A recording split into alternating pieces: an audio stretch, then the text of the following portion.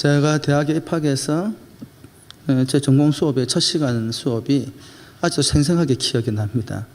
교육학 결혼이라는 수업을 제가 이제 들었어요.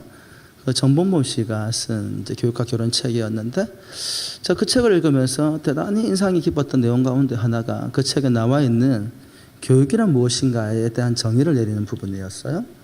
거기에서 이제 뭐라고 이렇게 이야기를 하냐면, 지금과 같이 이렇게 발달한 문명의 시대에는 소위 말하는 교육 과정, 커리큘럼이라는 것이 이제 있어서 어떻게 한 인간을 전 인격체로 살아가게 도와줄 것인가에 대해서 잘 짜여진 시대를 살아가고 있지만, 원시 시대에는 어떻게 다음 세대가 살아갈 수 있도록 교육을 하고 도와주었을까에 대한 이야기로 교육과 결혼의 책에 출발을 하고 있더라고요. 그러면서 이제 수렵하는 시절, 그러니까 아직 농경 문화가 제대로 발달하기 전에 뭐 들에서 짐승을 잡아먹고 또 뭐 강에서나 바다에서 이제 물고기를 잡는 그와 같은 시대에 어떻게 부모는 자녀에게 교육을, 자녀의 삶을 생존을 위해서 도와주었을까에 대해서 정봉모 씨가 두 가지 이제 예를 들어 놓은 거예요. 하나는 무엇인가 하니, 자녀에게 고기를 잡아서 주는 방식입니다. 생존할 수 있는 방법으로 자녀에게 부모가 직접 고기를 잡아가지고 주는 방법이에요. 근데 이제 이 방법의 문제는 뭐겠어요? 문제는 뭐겠습니까? 부모가 언제까지 자녀에게 계속해서 물고기를 잡아주고 들짐승들을 잡아주어서 먹여줄 수가 없다라는 거예요. 그렇죠? 나이가 들면 부모가 더 이상 뭔가 할 수 없는 나이가 상황이 되어버리면 뭘 먹이고 싶고 주고 싶어도 줄 수 없는 상황이 생긴다라는 거예요. 그러면서 가장 효과적인 방법이 뭐냐라고 이야기할 때에 물고기를 잡아주지 말고 어떻게 하라? 그렇죠. 어떻게 아세요? 교육학을 다 배우셨나 보다. 물고기를 잡아주지 말고 물고기를 잡는 방법을 가르쳐 주어라. 근데 그럼 그 당시에 어떻게 부모님이 자녀에게 물고기 잡는 방법을 가르쳐 주었을까요? 무슨 커리큘럼을 짜가지고 뭐 낚싯대 만드는 방법, 낚싯줄 만드는 방법, 낚싯줄 고리를 걸어서 뭐 미끼를 끼우는 방법, 이런 것들을 체계적으로 뭔가 이렇게 교육적 과정을 만들어가지고 책에 써가지고 자녀에게 전수해 주었을까요? 그것이 아니라는 거예요. 그 당시에 부모가 자녀에게 살아갈 수 있는 방법을 가르쳐주는 방법은 부모가 어떻게 고기를 잡는지, 어떻게 동물을 잡는지 수렵하는 방법을 보여주는 것이었다라는 거예요. 자녀가 그 옆에서 아빠를 따라다니고 엄마를 따라다니면서 농사를 짓는 방법이라든지 물고기를 잡는 방법이라든지 들짐승들을 잡는 방법들을 보고 배움을 통하여서 자녀들도 어떻게 되는 거예요? 자기 부모님과 같이 생존의 방법들을 배워나가는 거예요. 그때의 부모들이 자녀에게 보여주었던 삶을 뭐라고 이야기한다고요? 자녀에 대한 교육이라고 이야기한다는 거예요. 그래서 최초의 교육은 무엇이었다? 우리가 모델링이다. 부모의 삶을 본을 보여줌을 통하여서 자녀가 살아갈 수 있도록 도와주었다. 그런 과정에서 생각을 하면, 그런 관점에서 생각을 해보면 이삭의 가정은 참 마음에 안타까움이 있습니다. 이삭도 리브가도 그의 자녀 에서와 야곱에게 참 그리스도인으로서 하나님을 믿는 신실한 믿음의 가정의 부모로서 제대로 된 본을 보여주지 못했다라는 안타까움이 있더라는 거예요.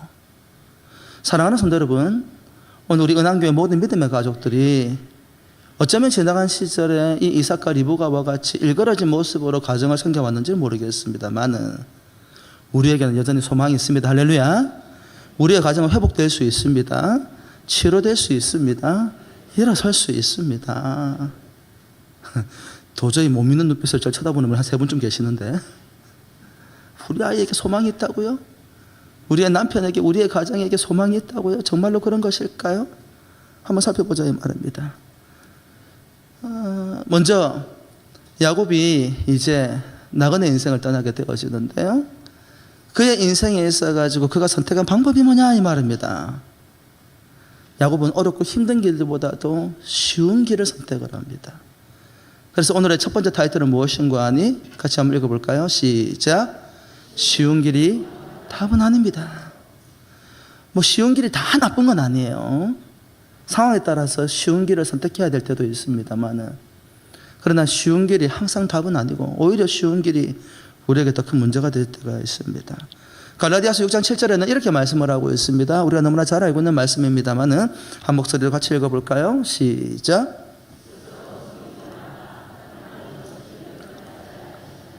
사람이 무엇으로 심든지 그대로 거두리라. 여러분, 성경에서 말하고 있는 중요한 원리 가운데 하나가 무엇입니까? 사람이 무엇을 심든지 심은 대로 거두는 것이 삶의 원리입니다. 갑자기 머리가 쭈삐 서는 분들도 계시죠? 우리가 무엇을 심었을까요? 우리는 가정에서 무엇을 심었을까요? 야곱의 인생은 무엇을 심었는지를 잘 보여줍니다. 그 부모를 통하여서 무엇이 심기워졌고 야곱이 무엇을 심고 살아가고 있는지를 우리에게 잘 보여주고 있습니다. 야곱이 심은 것이 무엇입니까? 정당한 것을 정당하지 않은 방법으로 취하는 삶을 선택을 했더라는 거예요. 여러분, 장자의 명분은 누구의 것입니까? 하나님께서 리브가의 뱃속에서 두 아들이 쌍둥이가 잉태를 하게 되었는데 두 아들이 싸워두란 말이에요. 그 싸웠다라는 말을 지난번에 제가 한번 말씀드렸지요. 얘네들이 얼마나 격렬하게 싸우는지, 어머니의 배가 찢어질 정도로 너무 강렬하게 싸워가지고 도저히 리브가가 견딜 수 없어서 하나님 앞에 나아가서 하나님의 뜻을 여쭈었다라는 거예요. 그때 하나님께서 신탁하시면서 하신 말씀이 뭐예요? 먼저 날짜 그 장자의 명분을 받는 것이 아니라 뒤에 날짜 야곱이 장자의 명분을 받게 될 것이다. 사랑하는 성도 여러분, 기억하십시오. 하나님은 하나님의 계획하신 그 모든 일들을 반드시 선하게 이루어 가실 것입니다. 할렐루야. 그러나 야곱은 아버지 이삭의 잘못된 판단을 하나님께서 바로 잡을 기회를 드리지 않고 자신의 욕심과 불안감으로 하나님이 하실 일을 자신의 방법으로 그 문제를 처리하더라는 거예요. 야곱은 단순히 아버지 이삭과 형 에서를 속인 것이 아니라 그가 한 행동의 결과는 무엇입니까? 하나님의 자리에 자신을 올려놓더라는 거예요. 그렇지요? 하나님이 하실 일들을 신뢰하지 못해서 지극히 인간적인 방식으로 그 문제를 해결함을 통하여서 하나님의 자리에 자기 자신을 올려놓더라는 것입니다. 그 결과가 무엇입니까? 장자의 명분을 무가치하게 여긴 형 에서로부터 장자의 명분을 고작 팥죽 한 그릇에 샀는데, 여러분, 이 행위는 세상의 셈법으로 하면 대단히 잘한 일입니다. 그렇죠? 그 큰 장자의 명분을 뭐 한 것으로 샀다고요? 팥죽 한 그릇으로 샀어요. 세상에서 이렇게 장사하면 잘했다고 칭찬받습니다. 굉장히 작은 자본을 투자해가지고 큰 이윤을 남겼으니 얼마나 잘한 일입니까? 그래요, 안 그래요? 여러분들의 소망이잖아요. 돈 적게 들이고 많이 버는 거 아닌 척 하지 마세요. 다 알아요. 그런데 신앙의 관점에서 보면 이 일이 잘못된 것이라는 거예요. 사랑하는 성도 여러분, 기억하십시오. 값어치 있는 것은 그 가치만큼의 대가를 반드시 지불을 해야 합니다. 귀한 것은 귀한 것으로 여기고 귀하게 다루어져야 한다는 것입니다. 하나님께서 말씀하신 장자의 명분은 단순히 다른 자녀에 비해 장자가 더 많은 혜택을 누리는 것에 관한 이야기가 아닙니다. 무엇에 관한 것입니까? 하나님의 언약이 성취되어져 가는 거룩한 통로로서의 장자의 명분이 주어지더라는 거예요. 하나님의 계획과 하나님의 섭리와 하나님의 놀라운 역사의 통로로서 장자의 명분이 주어졌다는 것입니다. 그것은 무엇과 비견할 수 없는 소중하고 귀한 것입니다. 만일 이삭이 그 장자의 명분의 가치를 알았다고 한다면 고작 팥죽 한 그릇에 계략과 모략을 써서 그의 형 에서에게 사진 않았을 것 같아요. 만일 야곱이 에서에게 이렇게 말을 했다고 한다면 어떨까요? 장자의 명분을 얻기 위해서. 형님, 제가 가만히 형님을 들여다보니 형님은 장자의 명분을 그다지 소중하게 생각하지 않는 것 같아요. 그런데 나는 그 장자의 명분이 너무너무 귀해요. 형님, 내가 충분히 그 대가를 지불하고서라도 정당하게 이 장자의 명분을 사고 싶습니다. 형님이 원하면 내가 무엇이든 다 들어드릴게요 라고 말을 했다면 어땠을까요? 아니면 하나님께서 하실 일들을 소망하고 인내로 기다렸더라면 어땠을까요? 여러분, 야곱에게서 안타까운 일이 무엇입니까? 야곱은 장자의 명분을 소망했지만 그 명분을 온당하지 않은 방식으로 취함으로 인해서 에서 못지않게 그 장자의 명분의 가치를 폄하하고 말았다라는 거예요. 여러분, 야곱에게 장자의 명분은 겨우 얼마짜리라고요? 팥죽 한 그릇의 가치라는 거예요. 하나님이 주신 명분을 그 정도로 우리가 이해할 수는 없습니다. 놀랍게도 종종 많은 그리스도인들이 우리가 받은 구원을 귀하게 여기지 않거나 지극히 당연한 것으로 여기는 경향성들이 있습니다. 하나님의 자녀가 되었다는 기쁨보다도 세상에서의 제약을 더 고통스럽게 여깁니다. 질문이 있습니다. 여러분 자신에게 솔직하게 한번 대답을 해보셔야 됩니다. 거짓말 하시면 안 돼요. 예배 시간입니다. 이해가 되도록 설명이 되고 있어요? 도대체 저 담임 목사님이 뭔 질문하려고 이렇게까지 말을 하나? 여러분의 생명값은 얼마나 될까요? 값을 매겨본다면, 예? 여러분의 생명값은 얼마면 되겠습니까? 얼마야? 얼마면 되겠어? 얼마면 여러분의 생명을 저에게 주실랍니까? 예? 대답하소서. 머릿속에 싹 떠오르는 생각, 내 생명값은 어느 정도의 가치라고 생각을 하세요? 여러분의 삶은, 여러분의 생명은 도대체 어느 정도의 가치를 가지고 있는 것일까요? 여러분, 이 정도의 가치입니다. 살아계신 하나님께서 당신의 하나밖에 없는 아들이신 예수 그리스도를 우리의 죄의 대가를 치불하고 대속의 제물로 삼으실 만큼 여러분들을 사랑하고 귀하게 여기고 계십니다. 여러분, 여러분의 삶의 가치를 무가치하게 생각하지 마세요. 종종 어떤 분들은 저에게 그런 말씀들을 하십니다. 목사님, 나는 자식들한테 사랑받지도 못했고요, 남편에게 사랑받지도 못했고요, 내 주변에는 누구도 나를 귀하게 여기지 않아요. 나는 참 무가치한 존재인 것 같아요. 아니요, 세상 사람들이 심지어는 내 가족조차도 여러분들을 귀하게 여기지 않을런지는 몰라도 그렇다고 해서 여러분의 가치는 절대 폄하되지 않습니다. 왜입니까?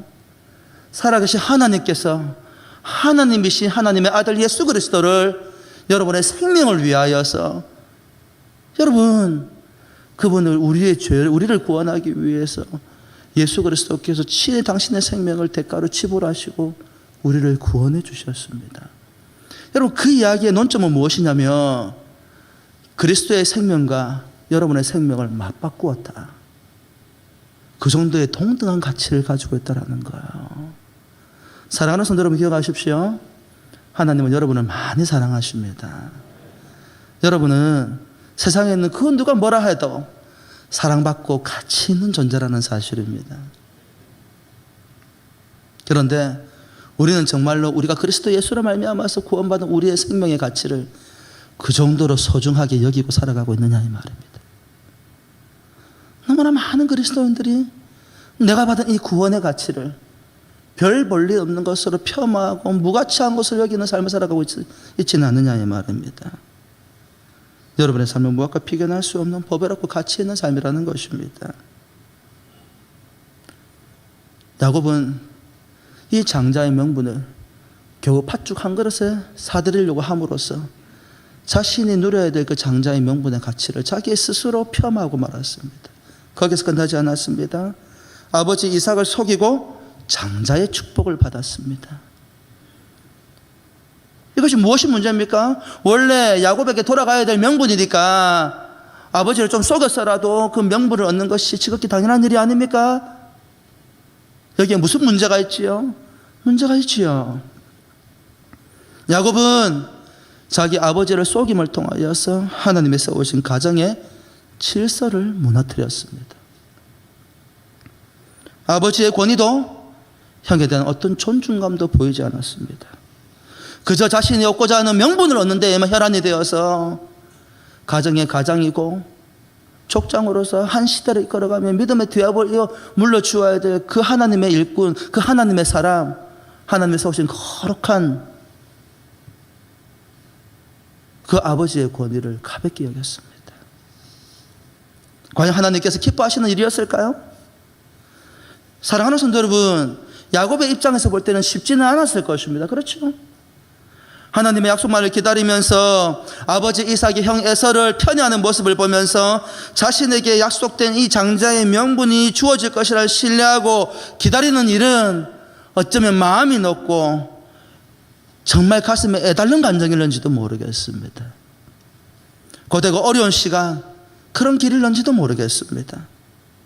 그래서요, 그 힘들고 고달픈 그와 같은 과정을 통하여서 정당한 방식으로 하나님의 그 장자의 명분이 자신에게 주어지는 것을 기다리는 것보다도 안타깝게도 야곱은 쉽고 편한 길을 선택을 했습니다.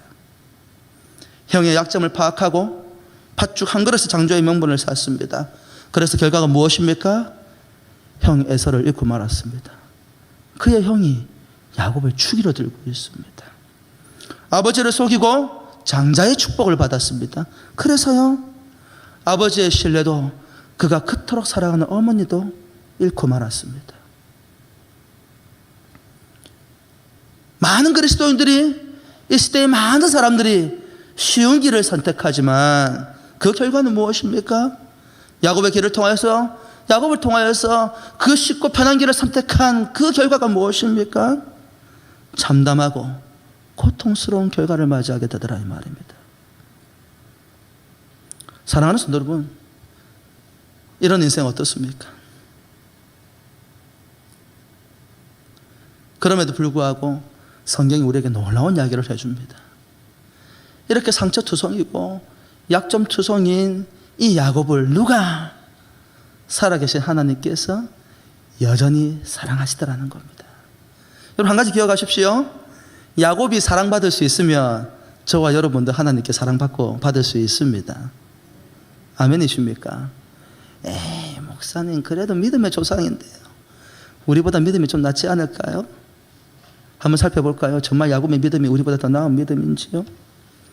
제가 대학에 들어가면서, 제가 이제 고신대 기독교 교육학과를 들어갔는데, 이제 거제도에서 이제 이 고신대로 들어오면서 제가 입학한 지 한 6개월이 지나고 난 다음에 이제 전도사가 되어서 다른 이제 장로남교회로 섬기게 되었습니다만은, 이제 부산에 오면서 섬겨야 될 교회를 곰곰이 고민하다가 제가 주례에 있는 주례 중앙교회가 제 모교회거든요. 그래서 교회를 굳이 멀리 찾을 필요, 좀 멀기는 하지만 다른 데 찾을 필요 없이 내 모교회로 다시 돌아가기로 마음을 먹고, 그렇게 해서 이제 주례 중앙교회로 갔어요. 가서 보니까 참 되게 독특한 게, 한국교회가 좀 약간 독특성이 있어요. 뭐냐면 큰 교회에서 신학생들이 많이 안 나와요. 근데 희한하게 작은 교회에서는 신학생들이 참 많이 나와요. 거기 가서 보니까 그 교회의 성도수가 한 150명, 200명 남짓되었나요? 조그마한 아담한 교회인데 그 교회에 신학생이 무려 5명이나 있더라고요. 저 선배들 가운데에서. 그 선배들 가운데에서 우리 고신교단의 지방신학교인 경부신학교를 다니고 있는 한 선배가 있었어요. 그러니까 신학생들이 이렇게 모여가지고 하다 보니까 대학부의 어떤 이 성경 공부가 굉장히 신학적인 논점으로 많이 흐르는 경향성이 좀 있었어요. 저는 뭐 이제 갓 대학에 입학했고 아무것도 모르는 무식한 나이여서 뭔 말 하는지도 잘 못 알아듣겠더라고, 솔직히 말하면. 근데 어느 날 이제 주일날에 예배를 딱 가서 우리 청년부 모임을 하는데, 그 지방신학교를 다니고 있는 한 선배가 충격적인 이야기를 하는 거예요. 뭐라고 이야기하냐면, 지금 자기 학교에서 한 운동이 일어나고 있대. 무슨 운동입니까? 라고 했더니 아브라함과 이삭과 야곱을 성경에서 퇴출시키는 운동을 하고 있대. 여러분 왜 웃으십니까? 여러분 뭘 알아서 웃잖아요. 저는 뭘 모르는데도 이상하더라고, 그게. 정말 성경도 모르고 아무것도 모르는데도 불구하고 뭐라고? 우리의 믿음의 조상 아브라함과 이삭과 야곱을 성경에서 퇴출을 시킨다고? 왜요? 그래서 다들 뜨아해가지고 그 선배를 보았지요. 왜, 도대체 왜요? 그랬더니 적어도 우리의 믿음 조상 정도 되면 완벽해야 된다라는 거예요. 흠이 없어야 된다라는 거예요. 근데 아브라함도 흠이 너무 많고, 이삭도 편애하고, 하나님의 약속을 신뢰하지 아니하고, 엉뚱한 아들한테 장자의 명분을 넘겨주려고 하고, 야곱은 인간이 아니야. 야곱은 도대체 믿음의 조상이라고는 눈을 씻고 찾아볼래야 찾아볼 만큼 신뢰할 만한 구석이 없는 사람이라는 거예요. 이런 사람들이 성경 안에서 믿음의 조상의 위치를 점하고 있다는 것은 우리 그리스도인에게 너무 큰 수치라는 거예요. 그래서 그런 모임들이 활성화되어졌고 그 사람들 중심으로 해서 교수님에게 야곱과 이삭과 아브라함과 이삭과 야곱을 성경에 퇴출시키는 운동을 하고 있대요. 아무리 신앙성에 치기 어린 행동이라 하지만 참 대단한 발상입니다. 아마 그분들이 다 목사님이 되셨겠지요? 아마 그때를 회상하면 굉장히 부끄러워하고 있지 않을까. 만일에 바뀌지 않았으면 심각한 문제죠, 사실은요. 근데 한편으로는 참 전혀 납득이 안 되는 이야기 또 하는 거예요. 어떻게 저런 사람들이 우리의 믿음의 조상이라고 불리는 것일까? 여러분, 우리가 이삭의 외적으로 볼 때에는 이삭의 가정은 대단히 엄청난 하나님으로부터 복을 받아서 큰 부를 누리고 있지만 그 가정으로 들어가 보니까 너무 일그러진 모습들이 눈에 보인단 말이에요, 사실은요. 그리고 야곱의 개인의 삶을 들여다보아도 마찬가지입니다. 참 생각해보면 어이없고 충격적인 발상입니다만 우리 자신들의 모습을 제대로 이해하지 못하는 발상이 아닌가 싶어요. 그래서 로마서 3장 10절에 뭐라고 말씀하십니까? 우리 자신들의 삶에 대해서 뭐라고 이야기하죠? 같이 읽어볼까요? 시작.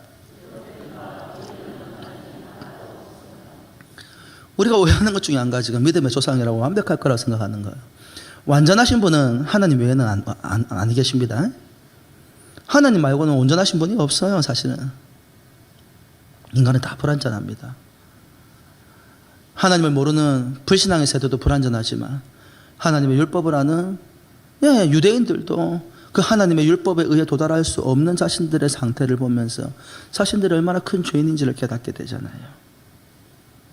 율법이 없는 이방인 가운데에서도 율법이 준 유대인 가운데에서도 율법에 의해 도달할 의인은 아무것도 없다라고 성경에 말씀을 하십니다. 그럼에도 불구하고 이해가 되지 않는 것은 아닙니다. 여러분, 이런 사람 어때요? 심심하면 사기와 거짓을 일삼는 사람, 도둑질하는 사람, 이런 사람 여러분 가까이 하고 싶어요? 어때요? 이런 사람을 친구로 삼는 거 어떠십니까, 여러분? 그럼 그런 사람이 여러분의 아버지라면요? 그런 사람이 여러분의 조상이라면 어떨 것 같아요? 여러분, 야곱이 이런 부류의 사람입니다. 야곱의 가정이 이런 부류의 사람, 가정입니다. 야곱의 삶이 어떻습니까? 그는 먼저 속임을 당합니다. 우리가 앞에 읽었던 갈라디아서 6장 7절의 말씀에 뭐라고 말씀하셨어요? 사람이 무엇으로 심든지 그대로 거두리라. 거짓으로 장자의 명분과 장자의 축복을 받았던 야곱이 삼촌 라반의 집에 가자마자 무슨 일을 당합니까? 삼촌 라반에게 속된 말로 사기를 당합니다. 자기가 사랑했던 라헬을 위해서 7년을 봉사하고 드디어 결혼을 해서 첫날 밤에 들어갔는데 아침에 눈 뜨고 보니까 누구라? 얼라리요? 내가 사랑했던 라헬가 아니고 별로 이쁘지도 아니하고 좋아하지도 않았던 누구라? 레아가 들어와 있는 거예요. 그래서 다시 라헬을 얻기 위해서 어떻게 합니까? 7년을 더 봉사합니다. 거기에 끝나지 않습니다. 창세기 31장에 들어가 보면 이 야곱이 자기 삼촌 라반에게 원망하면서 하는 말이 무슨 말입니까? 내가 라헬을 위해서 14년을 섬겼고 그것도 모자라가지고 삼촌한테서 6년 동안 무려 10번이나 품삯에 대해서 변경하는 까닭에 무슨 말이에요? 삼촌 라반이 야곱을 자신의 만족과 목적을 위한 수단으로만 사용하고 10번이나 품삯을 주는 조건들을 변경함을 통해 가지고 야곱을 굉장히 마음을 힘들게 하더라는 것입니다. 자기가 뿌린 대로 자기도 삼촌 라반에게 그대로 당하고 있지요. 참 재밌는 사람이 야곱입니다. 당하고만 있을 사람이 또 아닌가라. 그래서 어떻게 하죠? 삼촌 라반에게 그대로 복수를 합니다. 어떻게 해요? 창세기 30장 32절과 43절 말씀에 보면 우리 지난주에 잠깐 다루었습니다만은 자신에게 재산이 없으니까 이번에 이제 삼촌에게 뭐라고 이야기하냐면 삼촌 우리 그럼 이렇게 하십시다. 지금 양들이 태어날 때마다 드물게 아롱지고 이 얼룩얼룩한 반점이 있고 검은 것들이 태어나는데 그런 것들은 나한테 주십시오. 삼촌 라반이 자신의 양떼를 가만히 들여다보니까 그런 것들은 정말 극히 드물게 나타나. 삼촌 라반의 입장에 생각을 할 때에 야곱 저거 똑똑한 놈인 줄 알았는데 영 덜 떨어진 놈이네. 좋다고 계절을 부르면서 덜렁 약속을 했네요. 근데 야곱이 어떻게 하지요? 사실은 과학적으로 검증되지 않는 성경에만 등장하고 있는 굉장히 민간적인 요법을 사용을 해가지고 건강한 양들이 새끼를 수태해가지고 물가로 내려와서 물을 마실 때 어떻게 합니까? 민간요법에 의하면 이런 나무를 풀면은 아롱지고 검은 양들이 태어난다라는 나무들을 물가에다가 딱 걸쳐놓고 건강한 양떼들이 오면은 그 나무를 걸쳐놓고 병들고 비리비리한 양떼가 오면 어떻게 합니까? 그 나무를 치워버립니다. 그래서 나중에 보니까 무슨 일이 벌어졌지요? 태어난 양떼들을 보니까 건강한 것들은 다 아롱지고 다 검은색이라. 삼촌 라반의 양떼들은요 다 비실비실하고 어디 쓰도 못할 것들처럼 다 태어나는 거예요. 삼촌 라반에게 거짓을 행하면서 사기를 칩니다. 그의 아내는요, 야곱의 아내 라헬이 한 행동은 무엇입니까? 삼촌 라반의 집을 떠날 때에 그의 아버지 집에 모시고 있던 드라빔을 훔쳐갑니다. 출애굽 위에 제사법에 제사를 지낼 때 드라빔이 사용되지 않은 것은 아닙니다만은 이 시대의 드라빔은 다른 의미를 가지고 있어요. 무엇입니까? 그 가정 안에서 법적인 권한을 알릴 수 있는 신표를 사용하는 물건이기도 하지만 그 시대에 다른 용도로 많이 사용을 했는데 우상 숭배, 가정 수호신으로 드라빔을 섬기더라는 거예요. 놀랍게도 라헬이 자기 아버지의 집을 떠날 때 무엇을 훔쳐갔다고요? 이 드라빔을 도둑질해가지고 가져갑니다. 그 사실을 알고 삼촌 라반과 자기 아버지와 오빠들이 쫓아왔을 때에 그걸 감추어가지고 훔쳐가지 않았다고 구구절절 변명을 합니다. 하나님을 섬기는 이 가정에 우상을 들고 오는 일이 벌어지더라 이 말입니다. 지극히 인간적인 방법으로 자신들 앞에 놓여져 있는 문제를 해결하려고 하는 이 라헬의 모습은 야곱의 어머니 리브가의 모습을 참 많이 닮아져 있습니다. 여러분 잘 들여다보십시오. 이 가정이 하나님을 섬기지 않는 가정이 아니에요. 그러나 현실의 문제에 부딪히면은 속여서라도 도둑질을 해서라도 자신들이 원하는 것을 얻는 이와 같은 방식을 취하고 있는 거 누구를 통해서 본 거예요? 누구를 통해서? 부모를 통해서 본 거예요. 거기서 끝나지 않습니다. 누구보다도 아버지 이삭의 편애로 말미암아서 상처를 받았던 야곱이 그의 자녀를 낳았을 때에 똑같은 방식으로 자식들에게 상처를 주는 모습을 봅니다. 창세기 37장 304절의 말씀을 보니까 라헬을 통해서 태어난 요셉을 더 사랑했고 그래서 장자에게 입히는 채색 옷을 요셉에게 입힘을 통해 가지고 그의 형들이 요셉을 미워하게끔 만들어 주더라는 것입니다. 거기에다가 요셉이 꾸었던 꿈까지 더해서 형들은 요셉을 대단히 미워합니다. 그 아들들의 감정을 이해하지 못했던 아버지 야곱이 자신의 아들들이 정말 제대로 목축업을 하고 있는지 없는지를 그걸 감시하기 위해서 누구를 보내요? 그의 아들 요셉을 보냅니다. 그때 형들이 뭐라고 말합니까? 꿈꾸는 자가 오는도다. 그러면서 놀랍게도 그 형들이 자기 동생 요셉을 죽이려고 합니다. 맏형이었던 루벤이 겨우겨우 말리고 난 다음에 구덩이에 집어넣어 놨는데 루벤이 잠깐 자리를 비우고 온 사이에 와서 보니까 무슨 일이 벌어졌습니까? 그의 동생을 이스마엘의 상인들에게 팔아버리고 맙니다. 자신의 목적과 수단을 위해서라면 사람을 속이고 거짓을 행하고 도둑질하는 것까지도 주저하지 않던 이 야곱의 인생 가운데에서 그가 뿌린 대로 그대로 고스란히 고통이 그에게 돌아오고 있는 모습들을 우리는 봅니다. 다시 이야기할까요? 갈라디아서 6장 7절 말씀에 뭐라고 이야기한다고요? 사람이 무엇으로 심든지 그대로 거두리라. 도무지 정상적이지 않습니다. 이런 가정이라고 한다면 여러분 잘 되기보다도 망하는 것이 정상적이지 않을까요? 어떻게 생각하세요? 이런 가정을 믿음의 가정이라고 말할 수 있을까요? 이런 가정을 정상적인 가정이라고 말할 수 있을까요? 만일 여러분 주변에 이런 사람들이 있는 것을 아는데 잘 된다고 한다면 여러분 어떤 감정이 되시겠습니까? 상대적으로 굉장히 대단히 낙심하지 않겠습니까? 그래서요, 야곱이 어떻게 되는데요? 그럼에도 불구하고 야곱의 인생은 하나님의 은혜와 축복 가운데에서 하나님께서 이끌어 가십니다. 잘 들여다보십시오. 이 야곱의 모습 속에서 우리 자신들의 모습이 있는 거예요. 그래서 우리는 절망합니다. 우리는 낙담합니다. 나 같은 사람이 뭐 어떻게 잘 살아갈 수 있을까? 하나님의 은혜와 복을 누릴 수 있을까? 그가 이 고난의 세월을 어떻게 견뎌냈습니까? 여러분 기억하십시오. 야곱은 하나님의 은혜로 이 모든 시간들을 견뎌냅니다. 여러분, 하나님께서 야곱에게 어떻게 하십니까? 하나님의 약속하신 대로 당신의 언약을 신실하게 성취시켜 나가십니다. 창세기 28장 10절과 22절 말씀, 오늘 우리가 읽었던 부분의 말씀은 뭘 이야기하고 있습니까? 야곱이 아버지의 장막을 떠나서 나그네 인생을 살아갈 때 심각한 두려움에 빠집니다. 왜냐하면 그가 믿는 하나님이 아버지의 장막에만 있을 거라고 생각을 했기 때문입니다. 그런데 우리가 읽었던 창세기 28장 10절과 22절에 뭐라 말씀하십니까? 아버지의 장막을 떠나 막막한 야곱에게 하나님께서 꿈으로 계시하셔서 하나님께서 야곱과 함께 하심을 보여주셨습니다. 창세기 28장 13절과 15절에는 어떻게 하나님께서 역사하십니까? 창세기 28장 13절과 15절 말씀입니다. 또 본즉 여호와께서 그 위에 서서 이르시되 나는 여호와니 너희의 조부 아브라함의 하나님이요 이삭의 하나님이라. 내가 누워있는 땅을 내가 너와 내 자손에게 주리라. 내 자손이 땅에 티끌같이 되어 내가 서쪽과 동쪽과 북쪽과 남쪽으로 퍼져나갈지며 땅의 모든 족속에 너와 내 자손으로 말미암아 복을 받으리라. 내가 너와 함께 있어 내가 어디로 가든지 너를 지키며 너를 이끌어 이 땅으로 돌아오게 할지라. 내가 내게 허락한 것을 다 이루기까지 너를 떠나지 아니하리라 하신지라.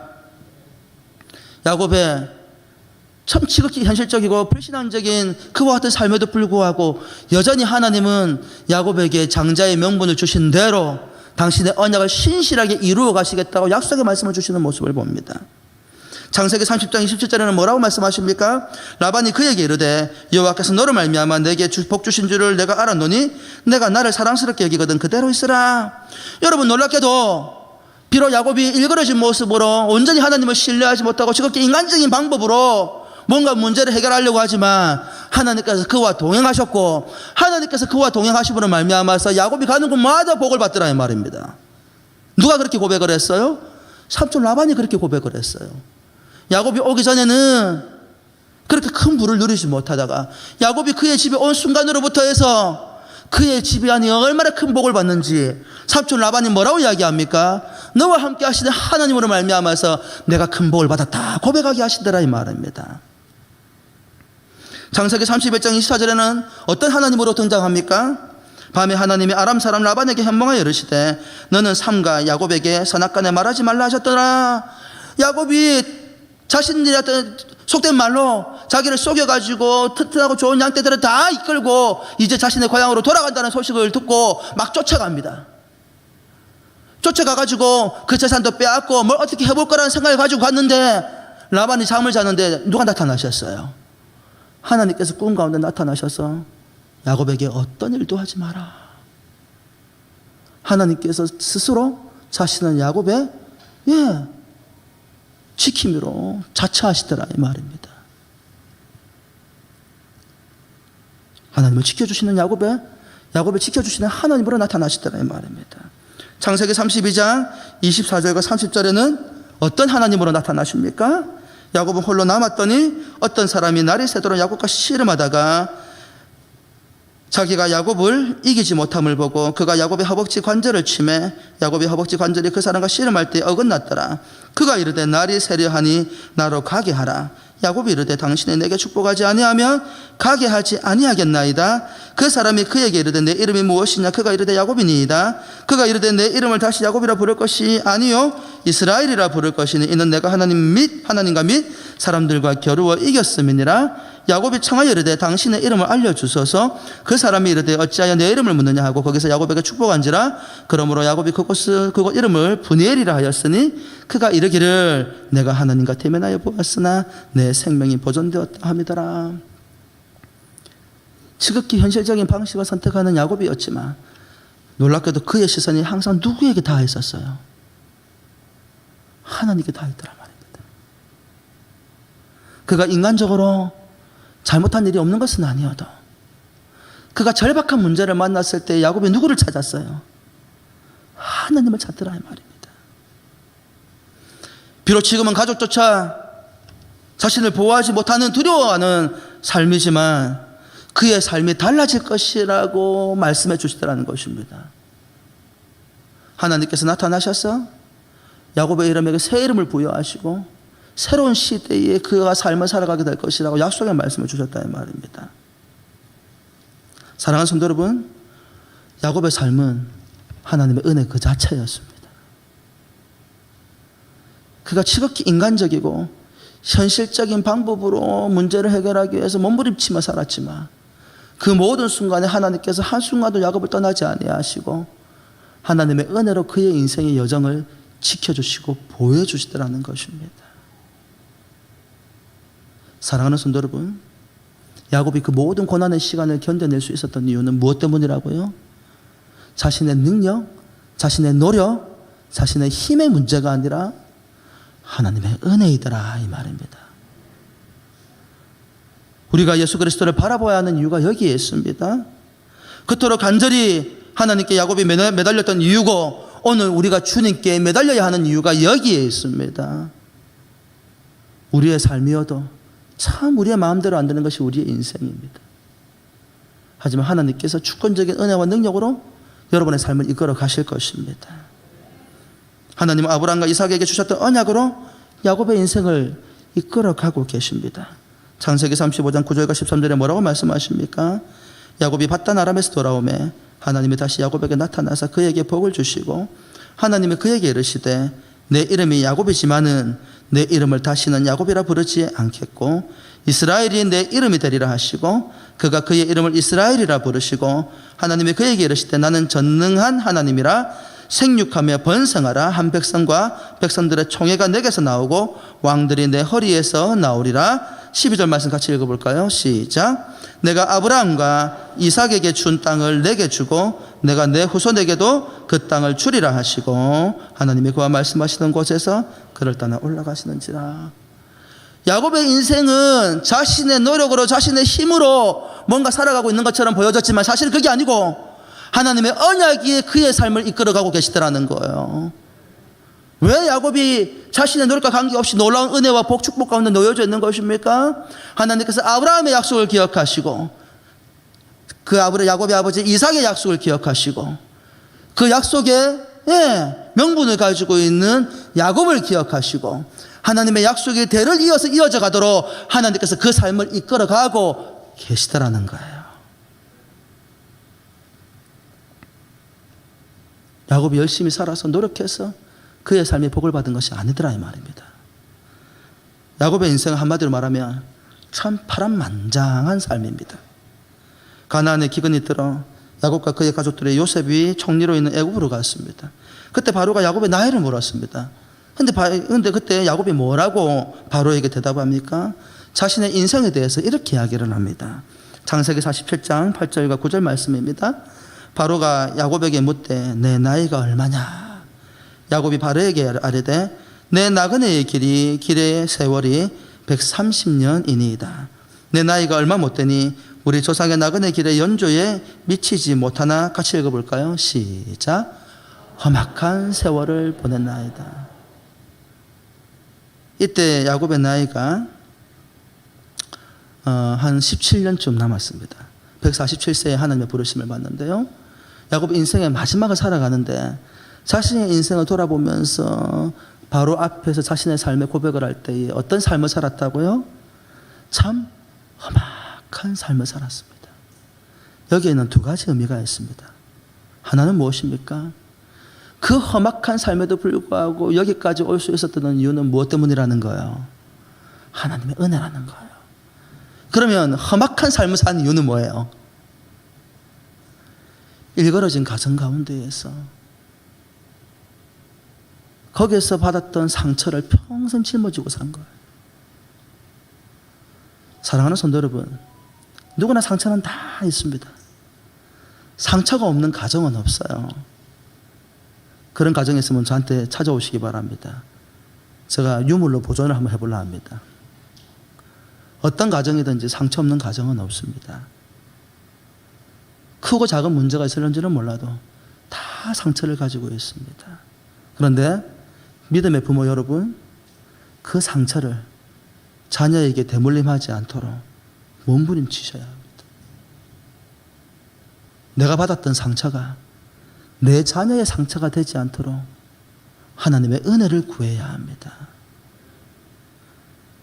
우리는 무의식적으로, 우리는 깨닫지 못하는 상황 가운데에서 내가 받았던 상처들을 내 자녀에게 고스란히 전가시키는 경우들이 얼마나 많은지 모릅니다. 그래서 우리의 자녀들도 나처럼 상처받고 살아갑니다. 병든 상처로 삶을 살아가면서 허우적거리고 살아갑니다. 저는 이런 이야기를 가끔씩 듣습니다.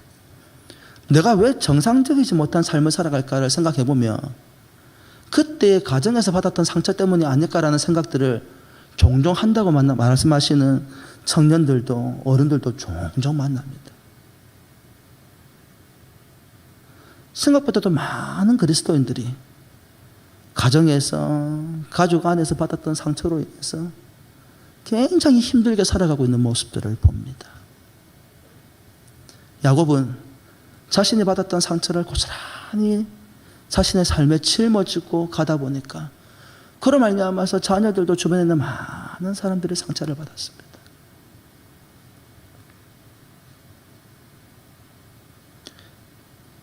그런 그의 인생을 돌이켜보면 정말로 하나님의 은혜입니다. 상처 입은 영혼으로 아버지의 장막을 떠났고 그가 그토록 사랑하던 어머니를 끝까지 보지 못했지만 그는 그의 평생은 하나님께서 함께 동행하시는 날들이었습니다.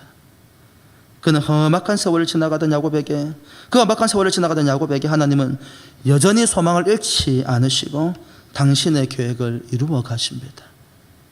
그리고 그를 통해서 하나님의 세워가실 위대한 하나님의 나라의 실체가 비로소 드러나게 됩니다.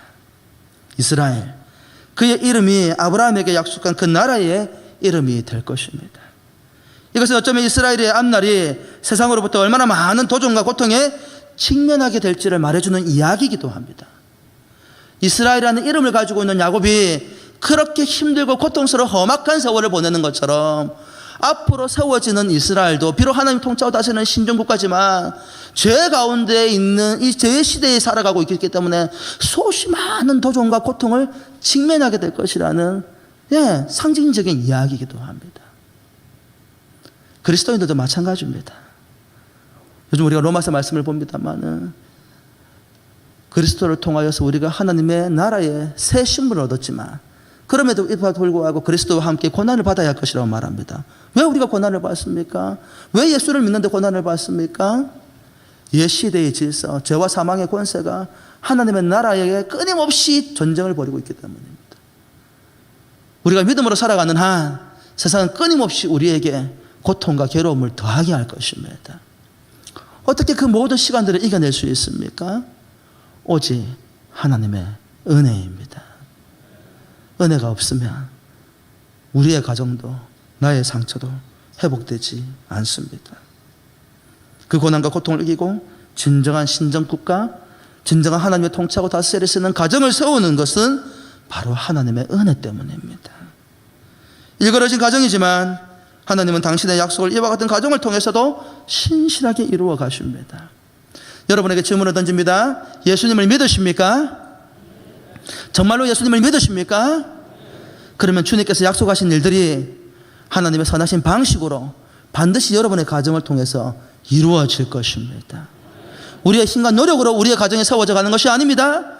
하나님의 은혜로 우리의 가정은 회복될 것입니다. 무너진 우리의 가정은 치유될 것입니다. 하나님께서 은혜로 우리의 가정들을 복되게 하실 것입니다. 우리는 주님을 바라보아야 합니다. 147세에 야곱은 하나님의 은혜 가운데 평안히 주님의 품에 안기게 됩니다. 사랑하는 성도 여러분, 이것으로 이제 가정에 관한 설교를 마치려고 합니다. 더 길면은 많이 힘들 것 같아요. 여러분의 가정은 어떻습니까? 건강한 가정입니까? 자녀들과 부모의 관계는 건강합니까? 부부의 관계는 건강합니까? 혹여 건강하지 못하다고 한다면 여러분의 시선을 남편과 자녀에게 아니라 부모에게 아니라 주님께 맞추시기를 주의 이름으로 축원합니다. 우리를 회복하실 분은 오직 그리스도 예수 한 분뿐입니다. 할렐루야. 기도하겠습니다.